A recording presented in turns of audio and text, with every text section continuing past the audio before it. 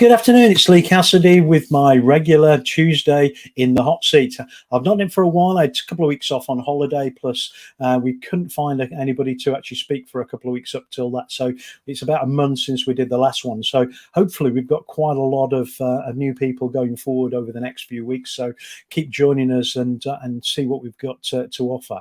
Well, we've actually got Ashley Jordan to offer today. Ashley's not feeling too good with the COVID lurgy that seems to be still around with everybody, and so we're just going to be careful we don't overtax her in the background. So here's Ashley. How are you doing, Ashley? Hello, Lee. Thanks for having me. Right, so we always kick off with a little bit about your background. So tell us a bit where you grew up, your family, what your parents did for a living, that kind of thing, and a bit about school life. What did you enjoy? Were you sporty? Were you scientific? What was your real drivers when you were at school? So I was born in a hospital in Wimbledon that doesn't exist anymore. I actually live in Earlsfield now, so not very far up the road. That seems to be a bit of a theme, the hospital not existing anymore. The play school I went to, that doesn't exist anymore. My primary school got bulldozed over as well and got made into some houses. But so far, I think most other significant structures have remained standing as I've gone along. But yeah, I grew up in the London Borough of Sutton, and went to the local church C of E primary school, and I just got bullied. One of those people, unfortunately. I've more recently in my life discovered that I'm very likely got Asperger's, so it makes a lot of sense now. Yes. And so with the benefit of hindsight, life could have been very different, but it shapes you to be who you are, and I'm glad I know now, because I know how my brain works and why it works the way it does. So I was a voracious reader, and I was told by my fourth year primary school teacher that I was rubbish at maths. The next year the lady said, no, she's not rubbish, she's just bored, she needs something more taxing. And I think that feeds in as well very much to the Asperger's thing. If I'm not got something good to concentrate on, I will be off doing my own thing somewhere else. So went off to senior school, and by then was very much into my classical music, was playing the violin, playing the recorders, singing in the choir, all those kind of things. And I think that probably saved me from the bullies, although it creates a certain amount of bullying as well. But it gives you your own community as well to be part of, and to be with. So yeah, I used to sing in the church choir, sing in other choirs, do all sorts of stuff, and that was up till about 16, and I decided to change schools for my A-levels because of the bullies, and off I went for my interview at the other grammar school in the borough. And the head teacher said, but why do you want to do the sciences? You're doing all this musical stuff and you must love it. I said, oh, but I don't want a career in that. And she said, okay, well, if you're sure, you're welcome to come here and, do all the sciences. That's fine. Within 6 weeks, I'd given up my sciences and I was doing music A-level. So she was right all along. But I did the right thing to switch schools, definitely. I think sometimes one of the key things people talk about is do what you either love or do what you're good at. And if you can actually find something that you're good at and you love, even better, isn't it? Yeah, absolutely. So I did end up going off to do a music degree, which is a bit random. Originally, when I was younger, I'd always wanted to do sciencey things. I'd wanted to be a brain surgeon, a forensic scientist. If it was gruesome and involve puzzles, and I probably wanted to do it. Music does involve puzzles, but not so much about the gruesome, I suppose.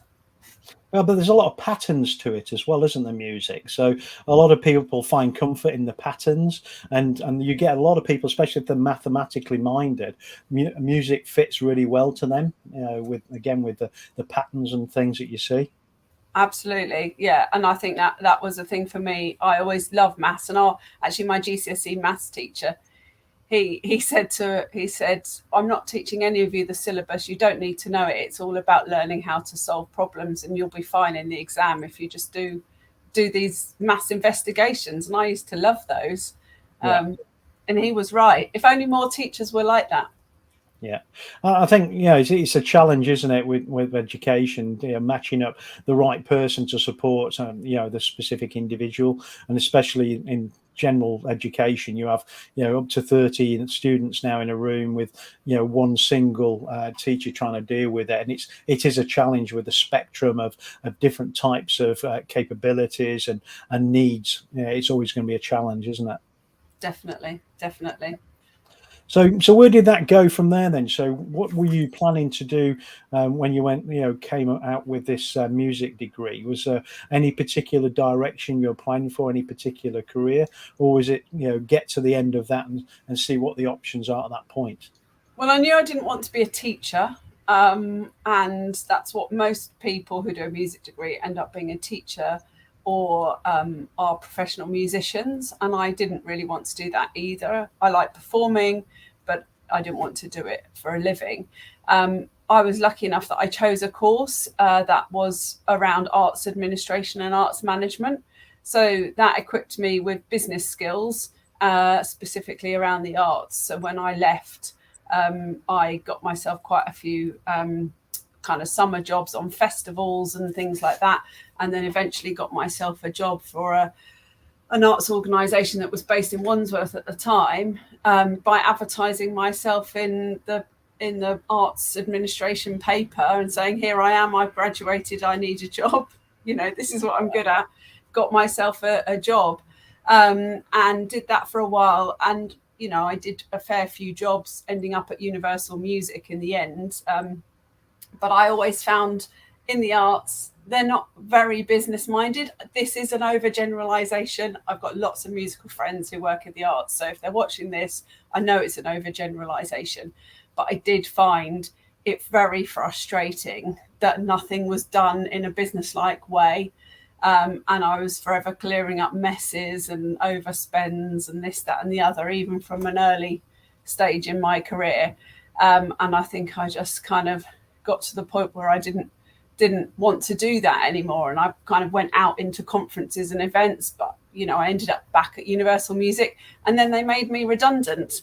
And I had a repetitive strain injury, and I panicked and thought, well, 2003, was it 2001? 2002. So quite a while ago then. Yeah, absolutely. 20 years ago, they made me redundant. And I thought, well, no one's going to give me a job with a repetitive strain injury. I've got to ask for all these workplace adjustments, which, of course, now you would get. But back then, you wouldn't have got any of that. And I thought, well, I better do something for myself, because what if it gets worse and I can't actually work? I need to run my own business. So One Stop Organisers was born, but back then very much more along the lines of VA and lifestyle management. So I was helping a lot of businesses and so a lot like of a virtual PA for people, organising things and managing their life around their business or home. Absolutely, yeah. And I did that for a while, but what happened was it morphed over time, and more people asked me to help with things like house moves, and more older people asked me to help them. And I realized that I actually really did enjoy helping an older person who really has got something that they need to have done. They really need the help. Energy wise, they might be lacking.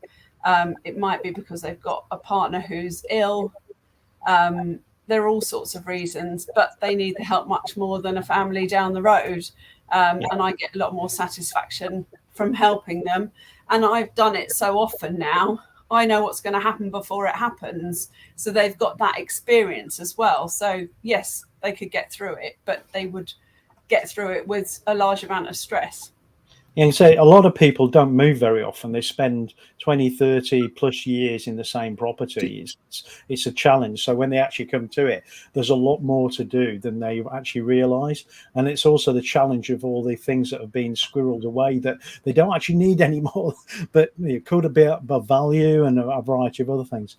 I come from a forces background. I spent 20 years moving around in the forces. So you naturally, because you move every 3 years, you don't keep things, and you know how to pack to get the smallest amount of space in a storage unit if you're going to storage, or in the back of a van to go somewhere, especially if you're moving abroad or back. It's a different world. But I don't know how I would cope now, because I've been in the same property now for 22, 23 years. So again, I've got loads of rubbish, I'm sure, all over the place that I'll need to look at if I ever consider moving from here. Yeah, you're absolutely right. It is. If you're doing it regularly, it's much easier. It's a process, so you know what the process is, and you can just crack it off. Personally, for me, the thing that I find hard about moving home is not knowing where you're going to live. And having been a renter for a long time, that was always the thing that stressed me out, not the actual getting out and getting in, but where it was going to be that I would be going next. But fortunately now I'm a bit more settled in a property with a mortgage. So, happy days. I don't have to do it for myself for a while. However, I would just give a top tip to everyone. Just because you're not moving every year doesn't mean you can't do a bit of decluttering. So I probably give something to charity from my flat, I'd say at least every week. There's something that I see and I think, oh, no, when did I last? No, I'm not going to have that anymore. And off it goes. So when I'm taking stuff for my clients, I usually am taking stuff for myself as well. So, perhaps give yourself a time, every year where you're just going to do a room and declutter, because you'll feel better afterwards.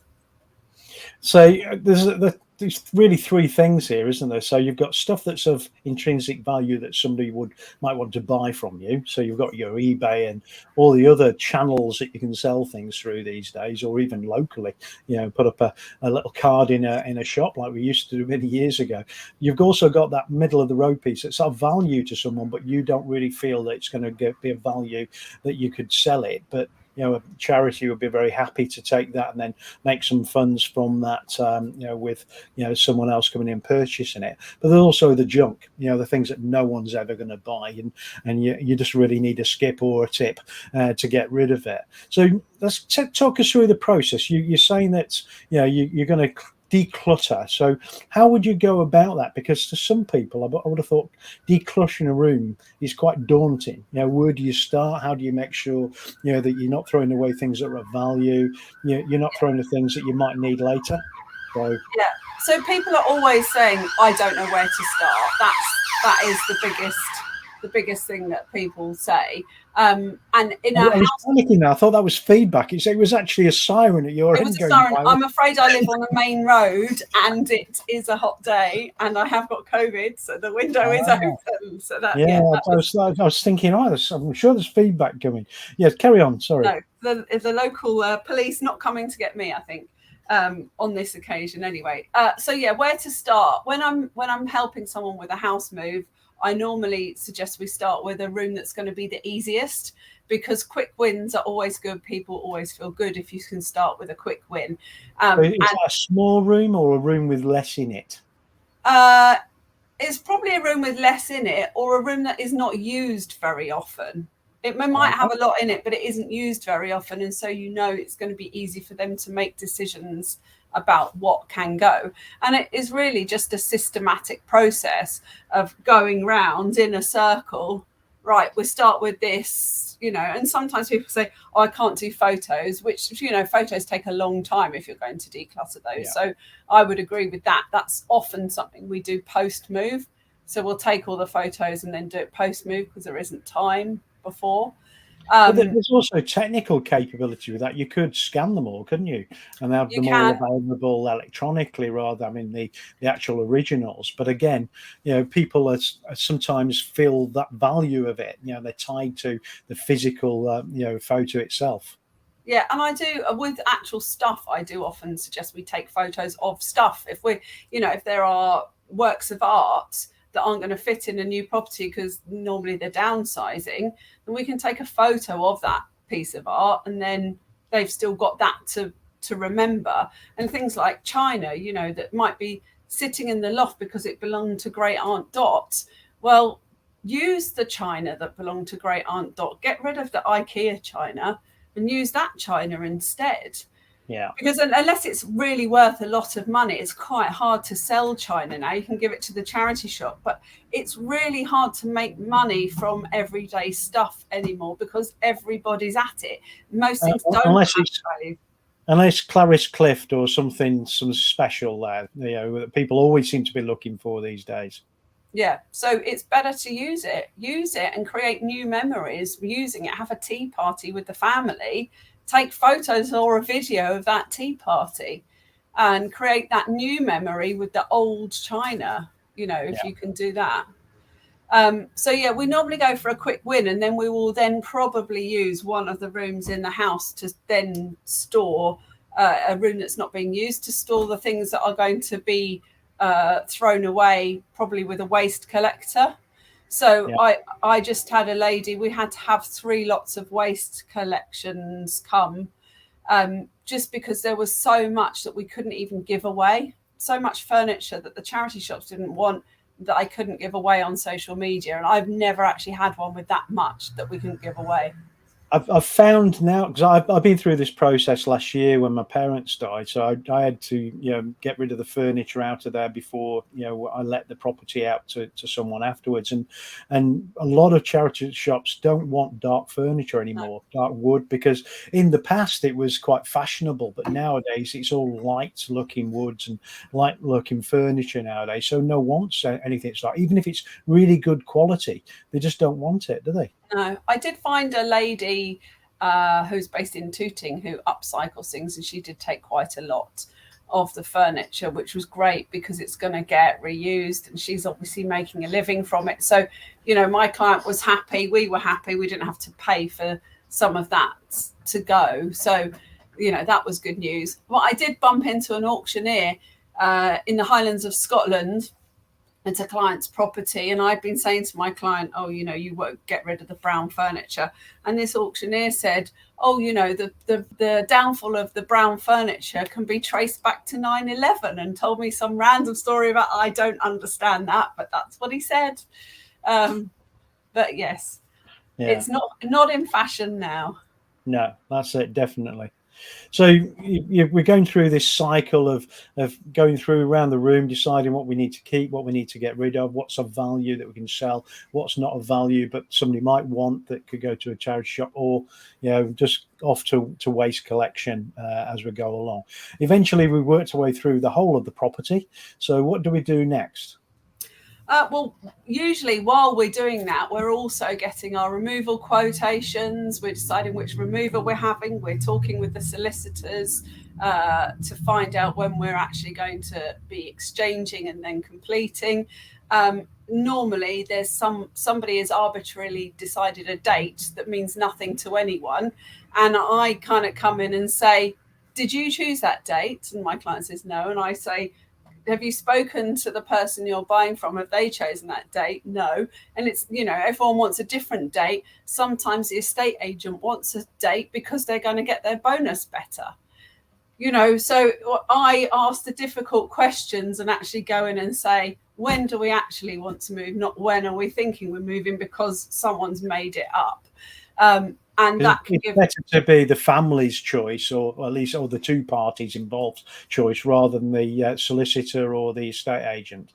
Definitely. So we're doing all of that, and then we're also, as we're coming closer, we're looking at the utilities, changing over the phone and broadband, making sure that we're taking the energy company with us if we want to, or not if we don't. Getting everything, while we've got all the paperwork to hand, getting out all the things we need so they're in a safe place, setting up our redirections, making sure that everything is ready to go. And in one of my ladies that I just moved before holiday, we were also planning on work to start on her bathroom because she wasn't going to be able to use the shower that was in the new property. So we wanted that work to start the day after she moved in, so we could get her to be able to have a shower as soon as possible thereafter. So there's always lots of balls in the air. Yeah. In fact, sometimes I think it's actually a good time to actually decorate a house that you're moving into prior to moving in because it's empty.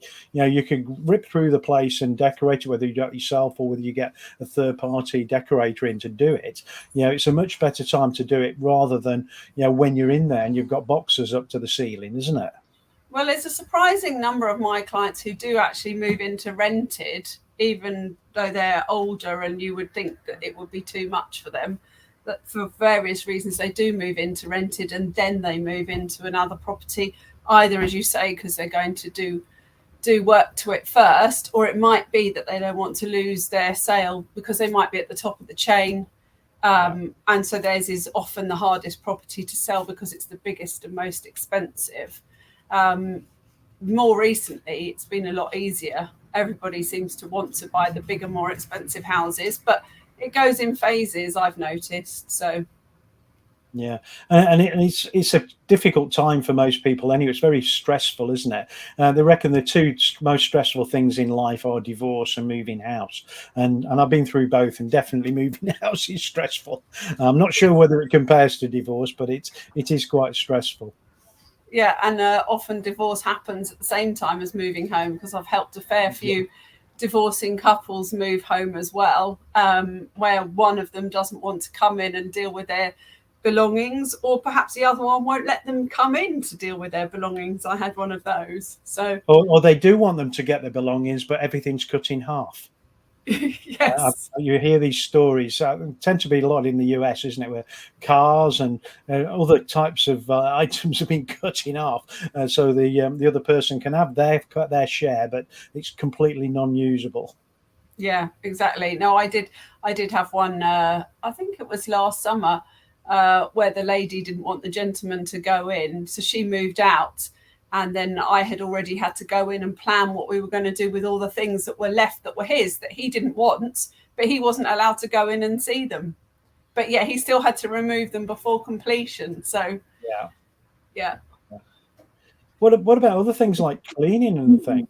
So, do many people clean the property before the new tenant moves in, or do they just leave it to the new tenant to sort that out? Well, obviously, if it's a letting situation, then it is a legal requirement to clean. And so that's done as part of the checkouts and check-ins with the estate agents.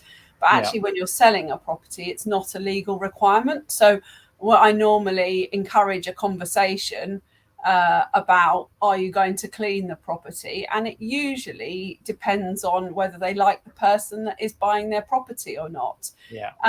But for instance, that sometimes there's no point. So the lady I just moved before my holiday, she'd had overrun with mice in her downstairs, and everywhere was just thick in dust upstairs. But the new people were ripping everything out. And I said to them, normally I would encourage her to, clean it, but is there any point? And they said absolutely not. And she felt really bad about that. But I said, well, there's no point in spending money to clean something that's going to get all ripped out. Yeah, and furniture can hide a multitude of sins, can't it? When you've got a large stain or a hole in the floor that the settee sits over the top of, so you never know what you're coming into when the furniture's been removed. Yeah. And also people who do have cleaners on a regular basis are often mortified when their furniture gets moved and they see all the dust bugs behind, and they say, oh, thought I had a clean house. Well, they did, but everybody has dust bugs behind their furniture. You can't get behind your bookcases. That's it. Yeah, it's a challenge, isn't it? So we've got everybody. We've decluttered. We've moved everything out. We've arranged a date that's suitable for us. We've either got decorated, or even mobility type activity, rails, access to showers and things sorted out. So now we're actually moving in. So what challenges do people face when they're actually doing that move in phase? Mostly the fact that they don't have enough storage for all the stuff that they've taken with them. So despite the best will in the world of decluttering, there's usually more stuff that will fit, and there's normally something that needs to be built or purchased to make sure that everything can fit in. And it's very hard to plan that before you get there, because you don't know exactly what someone is going to take with them. So we normally get as much as we can unpacked, get the removers to collect the boxes, and then we start planning what we're going to do to fit the remainder of the things in. But that's another opportunity for decluttering. So it's a kind of two-stage process, Yeah. really. What type of solutions can they do then to for additional storage? Are we looking at like external storage, plastic boxes, sheds, that kind of stuff? Yeah, Boarding lofts. What all type of that. of Yeah, all of that. And I would say my favourite thing for the kitchen is you can get these little metal shelves that you can put into your kitchen cupboards that give you an extra shelf within your shelf. And then you can put more plates and cups and things on top of each other. So you get yourself extra storage by doing that. So yeah, that's a favourite trick of mine. But yeah, storage boxes for things that can go out of sight, under beds, in cupboards, if you've got cupboards under the stairs. See-through boxes are great because you can see what you've got. If you put it in a cardboard box, you're never going in it ever again. I'm an advocate of vacuum bags. Don't know if you like vacuum. I think they're brilliant. You can get them all sizes, small, medium, extremely large. You can fit anything inside these things. But it's amazing when you actually suck all the air out of this clothing or whatever you put in there, how small and compact it becomes. You can get, up to 10 times as much stuff in the same cupboard if it's been vacuum packed. Yeah. The other thing we've got is because it's sealed, it's not going to get damp. It's not going to get infested with anything. So I think they're a really good idea, vacuum bags, and it surprised me a lot. Not more people use them. Yeah, they're very good when you've got moths, and they're very good for change of seasonal clothing.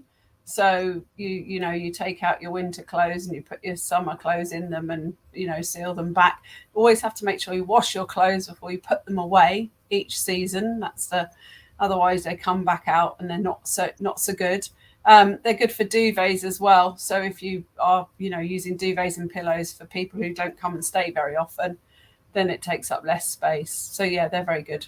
Yeah, and it's amazing. Again, I'll put a duvet in and it goes down to nothing because it's mainly air in there, isn't it? Whether it's fibre, feather, or whatever it is, it's mainly air. So when you actually suck all the air out of it, it's amazingly how small they become. Yeah, definitely. We had one where I've never seen a duvet be so sort of big, if you like, when it was in a box, and the movers even said, I've never seen one this big, and it took them 2 boxes that they taped together of the really big boxes. So it's, as tall as me, with just this duvet in it. But we got it into one of those vacuum pack bags and, in the new property, and out of the way it goes. So yeah, they are brilliant. Yeah, so lots of different things. So we've got into the property, we've found some storage, we've made space by using shelves, vacuum bags, all those kind of things. What's the next challenge you think going forward from there, or is that when you step away and everything should be okay at that point? I have yet to find a utility company that will send their bill on time for a house move that is also correct. So making sure that my clients don't pay the bills until I've checked them and made sure they've got the correct meter readings. One of the big 5 is very good at providing estimated final bills. I don't know how you can estimate a final bill. It's either final or it's not, but they do it. So always make sure that I check the readings off for my client and make sure they're right before they pay anything. So we do that. And then there's so many things can come up. Oh, I'd like a new cleaner in my house. Can you help me find one of those? There's all sorts of admin bits that come up as part of the house move. And then often we find that our clients want us to stay in touch and help them with that admin. So we also have a PA service for older people, and they can move on to that. And then we can come and see them on a regular basis and just make sure that they're on top of their paperwork. And it might be that they want to start becoming a bit more digitally enhanced in their life, and we'll help them with Yeah, that. I was just about to say that. And the other thing I was going to say, yeah, it's not just leaving the old property reading; it's making sure you've taken a reading before you go in or as you go into the new property. Because if you leave it a week or two, you could end up with footing the bill, for someone else's electricity from the past if you've not, taken it as you've gone into the property. So, Yeah. key to do there. Well, But I'm still working with a lady who I think we moved her in January, and she actually sold her flat at the same time as the neighbours upstairs, because the purchaser was buying the whole building. And the gas meter, it turns out they were paying for each other's electricity. That was one problem. The electricity suppliers were different to the gas suppliers in one of the flats.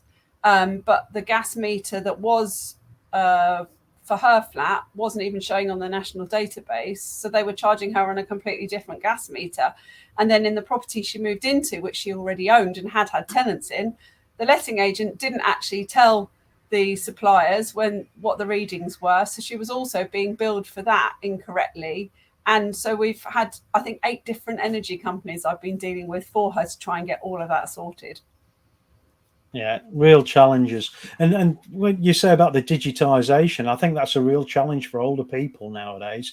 Everything's either an app or an online thing. They don't want to talk to you over the phone, and in a lot of cases you can't. You try and try and try, and there's no one answers the phone at these utility companies. So you've got to then use chat, or you've got to use some kind of app to communicate with them to get the meter readings in, to raise a complaint if the things are wrong. So it's becoming a real challenge for older people if they're not that tech savvy.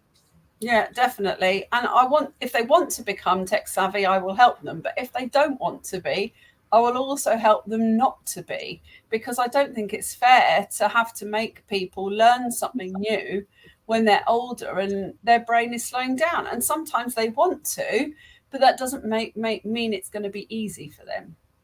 Yeah, definitely.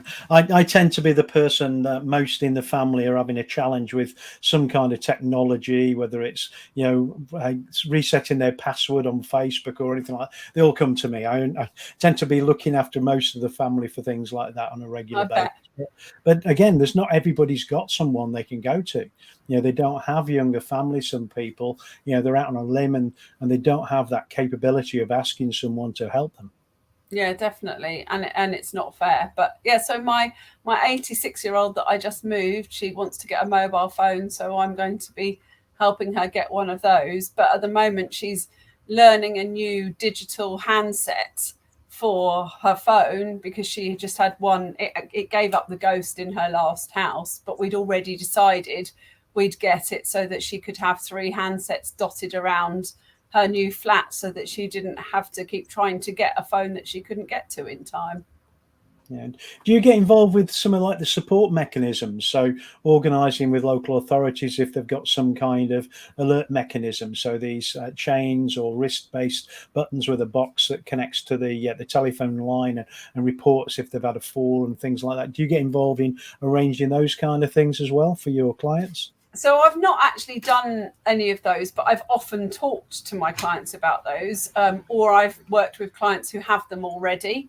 So they're definitely something that we see a lot of, but we haven't actually come across anyone yet who hasn't had one that's needed one. As I say, they've either already got them, or we're kind of suggesting they should have one and they're being resistant to it.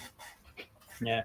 What I found is because my mother and father, I mentioned, passed away last year, and around about February, March time. But my mother was the only one who cooked in the house. So my father, when he was on his own, it was only 5 weeks he was on his own, but that was a real challenge because he had no idea how to cook anything. So I had to search around the local area to find someone who did regular meal deliveries and things. And there are quite a few options when you look for them. But if you don't know where to look, that's a real challenge, in itself, just to find something, but also find something that works for that, that person, their particular needs, from a dietary perspective, but also choice. Some people don't like certain foods, so it's finding something like that, and I find that quite difficult as well. Yeah, because I have noticed, some of my clients, they say, "Oh, I don't eat very much. I just eat cheese and fruit," and I think, that's not really a great diet. I mean, I don't think you die from eating just cheese and fruit. It's, but it's not everything you're going to need. But sometimes they're very stubborn, and it doesn't matter what you say or suggest. And I even had one client, he said, well, I can't possibly go to that respite home because I'm going to have my trial run of my frozen food delivered on Friday. What am I going to do if I'm in the respite home? And I said, well, the neighbour can put it in the freezer and then you can try it when you come back. So people don't sometimes think ahead, do they, like that? They don't think of the possibilities.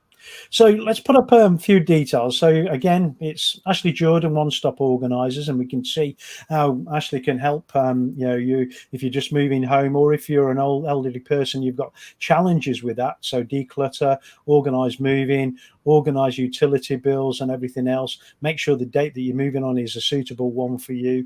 And also then when you're moving in the other end, all the process you need to follow there, plus additional support afterwards. We've also got the website here, onestoporganisers.co.uk. So if you're interested in finding out a bit more what Ashley can do for you, or for one of your elderly relatives or neighbours, get those details. And also finally, LinkedIn. So if you want to find Ashley on LinkedIn, just go across to linkedin.com/ins/One Stop Organisers, and you'll find all the details there. Any other things that you want to finish on that you think would be useful for anybody who's watching, about for themselves or for elderly relatives or neighbours? Well, just to say that we do run a few events. So once a month, I have a drop-in clinic at a church in Balham. It's on the fourth Wednesday of the month, which would normally be tomorrow. That must be the third Wednesday. That's the COVID brain, which I'm not going because I'm not taking my COVID infection to the church, No. but we normally do that. Also, every other month, I have Retirement Resources Zoom. And that I run that with a lady called Caroline Romero. And that's for any adult children or anyone who's retired who wants to understand how to remain independent in retirement. So we go through various different things that will help them and who they should surround themselves with, to get the best out of their retirement and not become stressed and worried about what's going to happen. And then every Thursday, it's actually going to be every fortnight from July. I run a Zoom on Thursdays for anyone who's retired. We have a speaker once a month, and we have a discussion once a month. And we started that in lockdown just to get people connected. Okay, well, it'll be good when we finish this. The post will go out with the video onto LinkedIn and also onto YouTube. So if you want to put the details of that onto the LinkedIn post, and then if you take the video and post it onto Facebook, and again you can put all the details about those events so people can get access to, that'd be great. So. Last thing I said we covered was 2 questions. So the first one is, what's the best meal you've ever had? Where was it? What was it? And why was it the best meal you've ever had? So I actually did struggle with this one. I've been to lots of different countries. I've enjoyed lots of lovely meals, but weirdly, nothing kind of really struck me as the best. But I thought I would talk about the one that was the most weird one, which was for my mum's 70th, and we went to a Michelin star restaurant in London, and I was very sick, and the doctor had said, well, I think you'll just have to eat bread and potatoes. So all I ate in this Michelin star restaurant for my mum's 70th was plain boiled potatoes and bread. It turned out the reason why I was so ill was because I was actually celiac, and so telling me to eat bread was probably the worst thing that they could have been doing. But there we go. That's life. Not a good diagnosis there, was it? Not really, no. But anyway, so that was fun. That goes up there in the memorable category anyway. Yeah, it's like when I was talking to you before we started, food and things are link us to a point in time and experience, a place, a person, things like that. Very much like music. So I always like to ask about meals, and we get so many varied answers for different reasons. So it's quite good. And then the second question was, what's the most adventurous thing you've done? But it's what's adventurous to you, not what will be adventurous to others. So tell us what the most adventurous thing you've ever done. Well, I've picked going to Glastonbury in 2019 because those who know me know I'm not really a fan of camping. I'm not great with dirt, which is a bit weird when you're a declutterer, but I've always got my gloves and everything. But not showering for 5 days in the blistering heat as it was in 2019 was pretty bad. But I wanted to say that I had been once, and I managed to go and I survived it and I came back intact. I've never been so black in my life, but it was an enjoyable experience. And yeah, I'll never forget that. And I'm glad I did it. So that definitely sounds. I've done a lot of camping and stuff with my military, and I've been involved with Air Cadets, and I'm still involved with Air Cadets as well. So we do a lot of DOV type stuff, and 3 or 4 days with using wipes instead of proper toiletry type activities, sinks and showers and things is a norm for some of us, but not everyone. And Glastonbury itself can be a challenge, especially if the weather's a little bit damp. Or too hot as well. It can, either way, it can be a bit of a challenge, can't it? Yeah, I did think I was going to have a meltdown at one point because we couldn't find any shade whatsoever. Any of the tents we went to were full of people dancing and, listening to whichever band it was. And in the end, my partner had a bright idea of filling up a plastic box, the ones that I would use to organise people's homes, filling it up with water and put my feet in, and instant relief and calmness. So that's the answer. Definitely. Sounds a good idea. So that's the next thing, a stall at Glastonbury with lots of boxers and a large supply of cold water then for this year or next. There we go, exactly that. And my partner's going, spirit. Yeah, and my partner's going again tomorrow, so he likes it. I think it'll be his 7th time, but yeah, I've done it once and that's enough. Oh, okay, yeah, and so it's not something I've ever chosen. I like music, but I prefer to sit and listen to it in my own space. I'm not really one for going for things like concerts, and it's all about the experience, though, isn't it? These things. So I do know my daughters love live music and going to places like that, and a number of other friends and colleagues I know love those kind of things. It's not me at all. But thank you very much for joining me today. It's been great having you on and learning more about your journey through life, but also understand a bit more about what you do for a living these days and how you help people. So thank you very much for joining us. And thank you, Lee, for having me. No problem at all. Right, we shall shut ourselves down, and hopefully you can join us next Tuesday. I've got to finalise the person who's joining us next week, but hopefully we'll have somebody interesting for you to again follow their journey through life and learn a bit more about their business. Thank you very much.